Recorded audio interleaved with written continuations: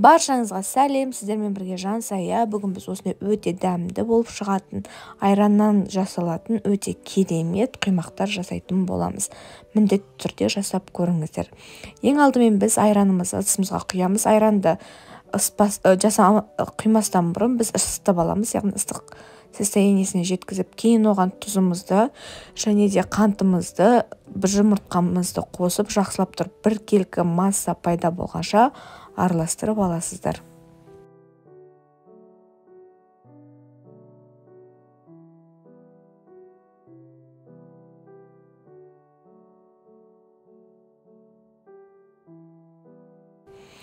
Кейін осы массамызға ұнды қосасыздар. Ұнды қосқан кезде өте қою болғанға дейінгі мөлшерде қосасыздар. Кейін өте қою болып шыққаннан кейін содамызды қосып, ас содасын жақсылап тұрып араластырасыздар. Яғни видеодағыдай қасықпен алған кезде қасықтан ақпайтындай қатты қою болу керек.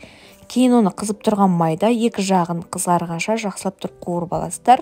Орташа отта қақпағын әр жағын аударған сайын жауып кішкене 1-2 минут пісіріп алуды ұмытпаңыздар. Қақпағын жауып. Міне осындай өте керемет құймақтар дайын болды. Міндетті түрде жасап көріңіздер. Ас болсын.